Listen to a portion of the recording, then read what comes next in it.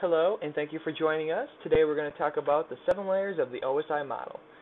This is me, I'm Kyle, and we also have Jeff, Ben, Sam, and Sean. We're all going to talk about the different layers of the OSI model.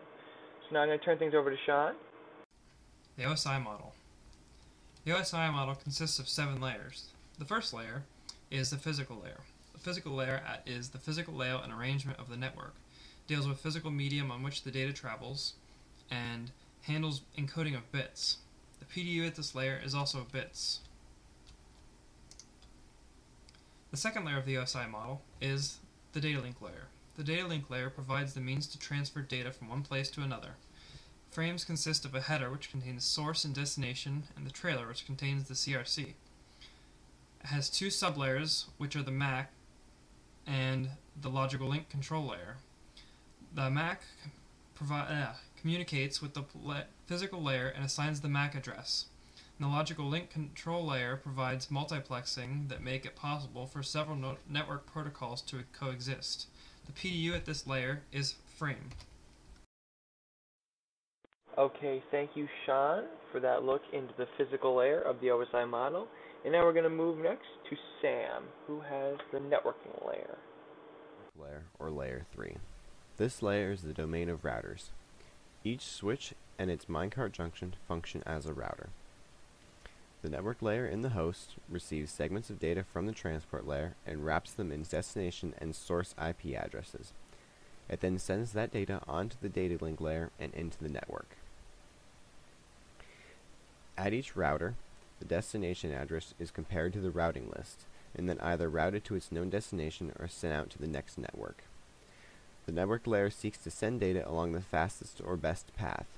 If that path gets broken or overloaded, data is then sent along another path.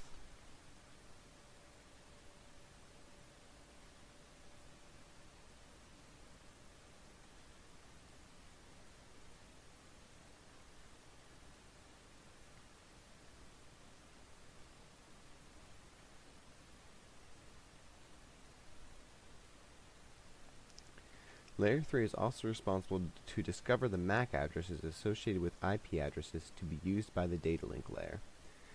When a destination receives a packet, the network layer strips the IP header from the data that is then sent to the transport layer. Errors at the network layer include improper routing and incorrect IP addressing.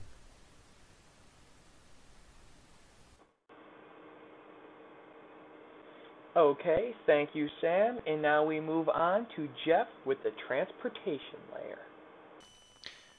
My name is Jeffrey Barber, and I will be talking about the transport layer of the OSI. To put simply, the transport layer acts like a railroad switch house in a sense. The data, like a train, is first lined up and separated before it is sent out to the network. These separate chunks of data are called packets. Like rail cars, each packet holds a certain amount of data that is essential to the efficiency and function of the data as a whole.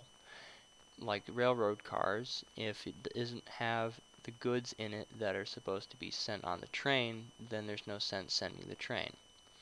After the packets are separated and prepared for transmission, the components of the transport layer error check the packets and attach a header that dictates where the packets go next on the network. This is kind of like attaching a locomotive to the train cards. Without it, it can't go anywhere. The header includes the source and destination port numbers.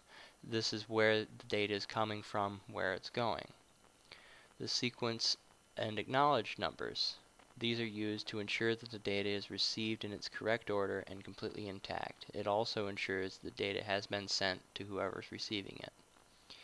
And the window size. This dictates the total amount of data that can be sent before another acknowledgement is required by the sender to ensure that it is being sent correctly. Once the header is attached, much like the locomotive, the train is ready to be sent in the proper direction with all of its carts, so to speak. Okay, thank you, Jeff. And now we are going to move to Ben with the session layer. The session layer, or Layer 5 of the OSI model, permits 2 computers to hold ongoing communication. The session layer is in charge of setting up communications ahead of the data transfers and session teardown when the session is ended. The session layer also has the duty of system log on and log off functions in most client software. DNS and other protocols like DNS work in part with this layer. The session layer also manages ongoing communications, controlling which side of the communication can transmit data and for how long. Checkpointing is also done at this layer. Checkpointing is the process that ensures that a video and audio clip is in sync. This system is primarily used in live streaming such as video chatting or web conferencing. Okay, thank you, Ben. And now I'm going to take the reins, and I'm going to move on to the next layer, which is layer 6. Okay, now we're going to talk about the presentation layer of the OSI model, which is layer 6. In this layer, this is where the data is formatted and translated. Our little train car is almost fully up its way, the OSI model. This is that critical step of the process. This is where data is converted, compressed, decompressed, also is encrypted and decrypted. Basically gets the data ready to present the data to the next layer of the OSI model, which is the application layer, but I will talk about that next. Say you have a web browser that is opened, and there is data that is coming in, and the web browser needs to know what parts of the data is text and what parts of the data is graphics.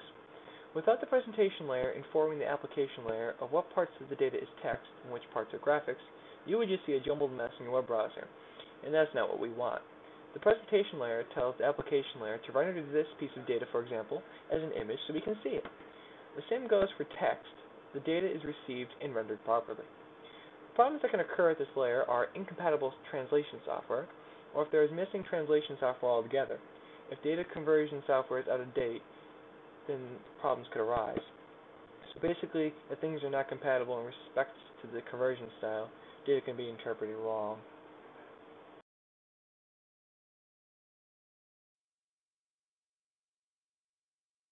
Okay, the next layer I'm going to talk about is the application layer, which is layer 7.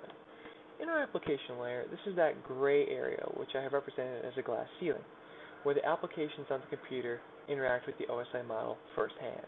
This is where protocols are available to allow applications to get themselves on the network. And a few of those are HTTP and FTP. These are some of the many protocols that are available to allow access to the network. There are many applications, for example, a web browser. Since our web browser needs to get the data to and from the next location, it needs ways of moving that data. It does this through the protocols that are available in the application layer. The protocols that the web browser would use, for example, is HTTP. Possible problems that can occur at this layer are misconfigured client and server software, if there are incompatible or obsolete commands that could be sent over the network from a client to a server. At this point, the server doesn't know what to do with the command. This is where problems could arise. But now our little train car has made its way up the layers of the OSI model and now is off to its respective application that requested the data.